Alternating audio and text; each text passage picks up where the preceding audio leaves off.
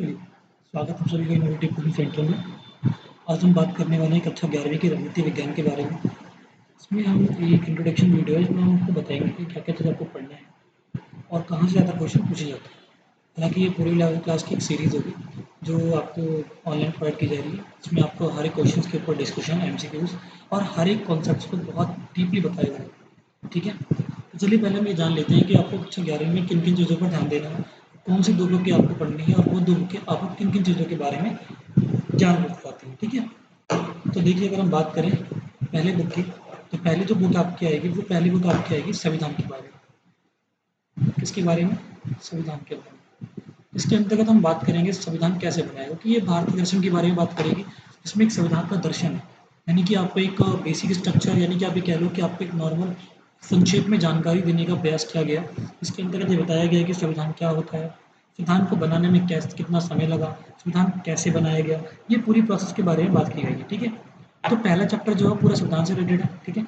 इस बुक के अंतर्गत हम संविधान की और सारी और संविधान द्वारा मुहैया कराए गए जितने भी अधिकार और नियम कानून हैं, उन सब चीज़ों के बारे में बात करने वाले हैं। जैसे अगर हम बात करें, इसी में ही पहला हम आपको पढ़ेंगे कार्यपालिका हो गया,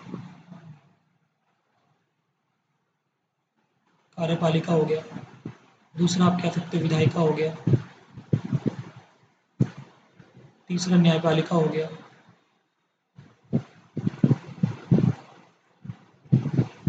न्यायपालिका हो गया। तो आप देखोगे ये जो 3 अंग हैं, इनको हम सरकार के प्रमुख अंग के नाम से भी जानते हैं। सरकार के प्रमुख अंग। ठीक है? जिस इन 3 संस्थाओं को सरकार के प्रमुख अंग के नाम से भी जाना जाता है। देखो मोस्टली क्वेश्चन आपके यहाँ से आते हैं और यही आपके लगातार चैप्टर में। ठीक है? ये लगातार एक-एक चैप्टर है जो आपको इस बुक में पढ़ने हैं। इसके साथ-साथ ही संविधान ने नागरिकों और सत्ता के बीच, यानी कि आप ये कह लो कि नागरिकों को अपना जीवन सही तरीके से संचालित करने के लिए कुछ मौलिक अधिकार दिए हैं। क्या दिए हैं? मौलिक अधिकार, जिसको आप क्लास 6ठी से पढ़ते आ रहे हो कि मौलिक अधिकार क्या होते हैं। ठीक है? तो हम यहाँ पे थोड़ा डीपली जानेंगे कि मौलिक अधिकार व्यक्ति के मूल अधिकार होते हैं। क्या होते हैं? व्यक्ति के मूल अधिकार होते हैं। ठीक? कितने मौलिक अधिकार होते हैं? मौलिक अधिकार के संक्षेप में न्यायपालिका की भूमिका क्या होती है? कुछ इन सब तथ्यों पर चर्चा करेंगे। इसके साथ-साथ ही हम ये भी जानने का प्रयास करेंगे कि भारत के अंतर्गत चुनावी प्रक्रिया कैसी रही है? चुनावी प्रक्रिया कैसी रही है? भारत के अंतर्गत चुनाव कैसे कराए गए थे? कैसे ये धारणा रखी गई कि भारत के अंतर्गत भी चुनाव होने चाहिए और चुनाव कराने के लिए किन संस्था का निर्माण किया गया? इन सब टॉपिक के बारे में भी हम बात करने वाले हैं। साथ ही साथ बदलते परिवेश, अगर हम बात करें बदलते परिवेश में क्या इन संस्थाओं में सुधार की ज़रूरत है? कुछ इन सब चीज़ों क्वेश्चन या इन प्रश्नों की समीक्षा भी करेंगे कि कितना ज़रूरी हो जाता है, कितना रिलेवेंट हो जाता है। तो संविधान एक आपका छोटा-सा लगता ज़रूर है कि संविधान छोटा टॉपिक है, बट संविधान इतना छोटा टॉपिक नहीं है। संविधान बिल्कुल अपना एक दस्तावेज है। इसके अंतर्गत सभी संस्था के द्वारा, या कह लो कि सभी संस्थाओं को किस नियमों के आधार पर संचालित करना है, उन सब चीज़ों की व्याख्या की गई है। हालाँकि अभी ये इंट्रोडक्शन है, बस मैं आपको इसमें ये बताने वाला हूँ कि किन-किन चीज़ों पर हम ध्यान देंगे और किन-किन चीज़ों के बारे में हम पढ़ेंगे। साथ ही साथ ये जितने भी टॉपिक्स हैं, इन टॉपिक के ऊपर हम एक क्वेश्चन भी करेंगे और मैं आपको ऑनलाइन टेस्ट भी कराऊँगा। इसमें हम बात करेंगे कि क्या-क्या चीज़ें आने वाली हैं। हालाँकि ये क्लास 11th के लिए ज़रूर है, बट मैं आपको थोड़ा बेसिक भी कराऊँगा जो आगे में आने वाली सरकारी जॉब्स में भी काम आएँगी। क्योंकि एक आपका जनरल नॉलेज, जिसको हम जीके बोलते हैं, या आप कह लो कि जीएस कह लो, जनरल स्टडीज़। जनरल स्टडीज़ में जो राजनीतिक का टॉपिक होता है, वो आपका यही सारी चीज़ें होती हैं। तो हम 11th के पीरियड पढ़ेंगे, साथ ही साथ कुछ-कुछ टॉपिक्स ऐसे भी होंगे जो हम आगे देख सकते हैं कि किस तरीके से सरकारी जॉब्स में या सरकारी नौकरी में काम आती है। तो ये स्पेशली वीडियो उनके लिए भी है और जो अपना बेस क्लियर करना चाहते हैं, तो वो इस वीडियो को देखकर बेस क्लियर कर सकते हैं। लेकिन आपको एक सामान्य जानकारी मिल जाएगी कि संविधान क्या होता है, क्या-क्या किससे किया जाता है। ठीक है? तो मौलिक के बारे में बात कर लिया। साथ ही साथ इसमें हम कुछ बात करेंगे नीति निर्देशक तत्व के बारे में। इसके बारे में बात करेंगे नीति निर्देशक तथ्य के बारे में। हम इसके बारे में बताएंगे डायरेक्टिव प्रिंसिपल्स क्या होती हैं। और देखो यहीं से 4 नंबर का क्वेश्चन आ जाता है, right the difference between the fundamental rights and directive principles. ठीक है? तो ये क्वेश्चन आपका बहुत इंपॉर्टेंट है, इसको तो आप आईएमपी कर लो कि फंडामेंटल राइट्स यानी मौलिक अधिकार, मौलिक अधिकार तथा नीति निर्देशक तत्व, ये तो आपका आना ही आना है। ये तो आप भूल जाओ कि कहीं यहाँ पर आप ये सोच रहे हो कि भाई ये नहीं आएगा, ऐसा कुछ भी नहीं है। नीति निर्देशक तत्व, ठीक है? इनके बीच में अंतर पक्का आना है, मौलिक अधिकार और नीति तत्व। हालांकि हम जब टॉपिक स्टार्ट करेंगे तो हम इसके बारे में बात करेंगे। ठीक है? तो उधर अभी हम इतना नहीं जाना है, ठीक है। इसके साथ साथ आइए, अब एक आपका प्रश्न बनता है जो लास्ट टॉपिक होता है, इसमें हम ये बात कर रहे हैं। देखो ये पूरा संविधान के बारे में चर्चा आई है, ठीक है। इसमें आपकी अगर हम विधायिका की बात कर लें तो विधायिका के अंतर्गत ही आपकी सारी चीज़ें आ जाती हैं। जैसे वह क्या होती है, वो संस्था होती है जो नियमों कानून का निर्माण करती है।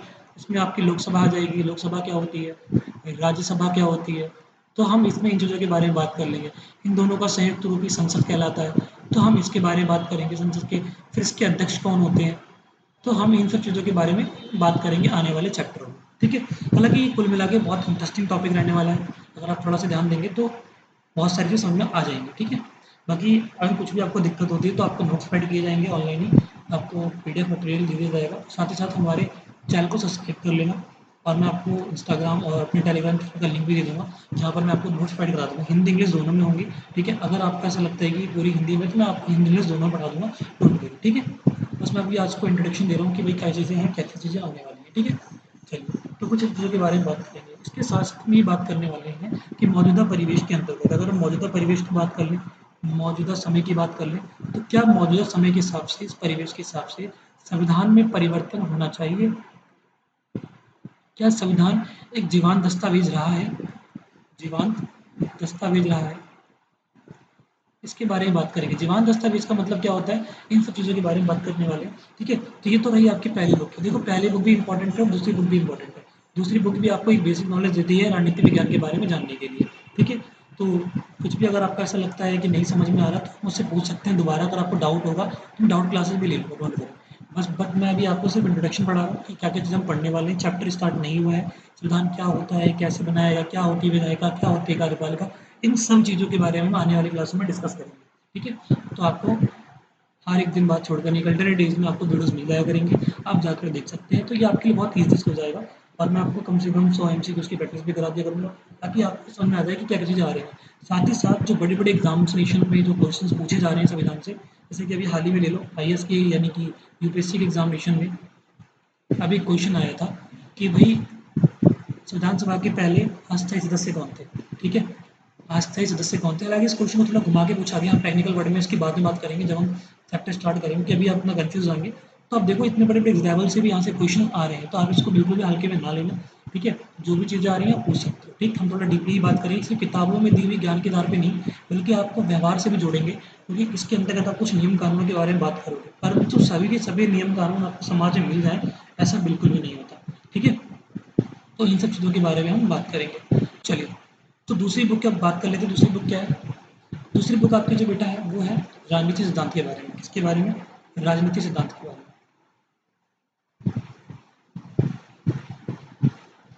राजनीति सिद्धांत के बारे में। देखो सिद्धांत क्या होता है और राजनीति क्या होती है, ठीक है। इसके अंदर हम ये बात करेंगे राजनीति क्या होती है, सिद्धांत क्या होते हैं, इन दोनों को अलग बढ़कर। साथ ही साथ आपने एक बहुत प्रचलित वर्ड सुना होगा, राजनीतिक विज्ञान क्या होता है ना। तो इन सब चीज़ों की चर्चाएं हम चैप्टर में करेंगे। देखो ये बुक आपको एक बेसिक नॉलेज पढ़ाएगी, जिससे हम इंटरनेशनल, या आप कह लो कि इसको आप वर्ल्ड लेवल पे पढ़ोगे कि वर्ल्ड लेवल पे क्या क्या चीज़ों को शामिल किया गया है। जैसे उनकी थ्योरीज क्या थी, उन्होंने क्या क्या थ्योरीज दी हैं, क्या क्या सिद्धांत दिया है, किसी भी चीज़ को समझने के लिए किस क्या तरीका है। जैसे उनकी किस थ्योरी स्वतंत्रता, इसमें हम बात करेंगे स्वतंत्रता के बारे में। स्वतंत्रता क्या होती है, समानता क्या होती है, न्याय क्या होता है, हम इन सब टॉपिक के बारे में बात करेंगे, ठीक है। अधिकार क्या होता है, अधिकार की 3 श्रेणियाँ किसे कहा गया, अधिकार क्या होता है, धर्मनिरपेक्ष का मतलब क्या होता है। तो कुछ हम इस टॉपिक के बारे में इसमें बात करने वाले हैं, ठीक है। देखो पेपर के रिगार्डिंग बात करें तो पेपर के रिगार्डिंग तो नहीं सारी चीज़ें इंपॉर्टेंट है, बट इसमें कुछ चीज़ें ऐसी होती हैं जो आपको थिंकर्स के नाम याद रखने पड़ेंगे, यानी ये आपको थोड़ी टफ हो सकती है, अगर आप ध्यान ना दें तो दिक्कत हो सकती है आपके लिए। तो देखो पहला चीज़ें क्या है, अगर हम सिद्धांत की बात करें तो सिद्धांत में कुछ थिंकर्स आएंगे, जिसे हम सिद्धांतकार बोलते हैं, जिन्होंने चीज़ों को समझकर और उसको अपनी विचारधारा में व्यक्तित किया। जैसे अगर हम बात करें पहला, तो इसमें हम बात करेंगे जॉन लॉक कौन थे, जॉन लॉक। दूसरा, रूसो कौन थे, रूसो के भी सिद्धांत अपने आएंगे, ठीक है। तो ऐसे कुछ और भी टॉपिक्स और भी ऐसे सिद्धांतकार हैं जिनके बारे में हम बात करने वाले हैं। इमैनुअल कांट कौन थे, तो ये सब चीज़ें हम आगे बात करेंगे, ठीक है। तो इतना भी आपको कंफ्यूज होने की जरूरत नहीं है, बस मैं आपको सिर्फ इतना बता रहा हूँ कि इन सब चीज़ों में हमें ये सब चीज़ें पढ़नी है, ठीक है।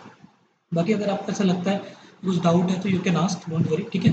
कुछ भी अगर आपको लगता है कि भैया क्या है कैसे है, ठीक है, तो आप मुझसे पूछ सकते हैं। बाकी आप घबराइए मत, अगर आप क्लास रेगुलरली ज्वाइन करेंगे तो आपको कुछ भी डाउट नहीं आएगा, ये मेरी गारंटी है। आप थोड़ा सा बस ध्यान से पढ़िएगा, कुछ भी डाउट होता है तो यू कैन आस्क, ठीक है। मैं आपको इंस्टाग्राम और बाकी सारी चीज़ों की लिंक प्रोवाइड करा दूँगा डिस्क्रिप्शन में, ताकि आप जाकर वहाँ हमसे पूछ सकते हैं, ठीक है। तो बेसिकली नेक्स्ट क्लास यानी कि अगर आप मानते हैं आने वाली क्लासों में जो हम थोड़ी सी इंपॉर्टेंट टॉपिक्स हैं, जैसे संविधान के बारे में बात कर लेते हैं कि संविधान। तो पहला हम टॉपिक स्टार्ट करेंगे, संविधान क्यों, कब। ये तो आपके बुक में दे रखा है, लेकिन मैं एक वर्ड और जोड़ूंगा, कैसे। संविधान कैसे बनाया गया, कब बनाया गया, क्यों बनाया गया, हम आगे बात। तो ये थोड़ा सा टॉपिक है, देखो तीनों वर्ड अगर दिए हुए हैं तो तीनों वर्ड के मतलब अपने अलग अलग है। संविधान की आवश्यकता क्यों पड़ती है, क्यों ज़रूरी है भाई संविधान इतना। अगला एक कब बनाया गया, ये भी एक इम्पॉर्टेंट टॉपिक है। दूसरा कैसे बनाया गया, क्योंकि कोई भी चीज़ें बनाई जाती हैं तो उसका अपना एक प्रोसेस होता है, सबका अपना एक तरीका होता है ना। तो इन सब चीज़ों के बारे में हम बात करेंगे, ठीक है। तो संविधान क्यों, कब और कैसे, तो ये हम नेक्स्ट वीडियो से बात करेंगे। लेकिन बस मैं आपको आज इंट्रोडक्शन दे रहा था, तो आप इन सब चीज़ों के बारे में पढ़ लीजिए। ये बेसिकली क्लास 11th के लिए भी है, मैं क्लास 12th के लिए भी बहुत जल्द लेकर आऊँगा।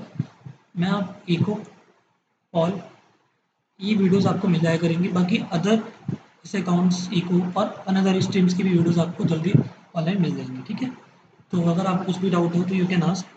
बाकी हम स्टार्ट करेंगे नेक्स्ट वीडियो से, क्या क्या चीज़ें आने वाली हैं, क्या क्या चीज़ें हम और पढ़ने वाले हैं, ठीक है। छोटी सी वीडियो जिसमें आपको सिर्फ इंट्रोडक्शंस के बारे में बताया गया होगा। कुछ भी डाउट है तो यू कैन आस्क, ओके।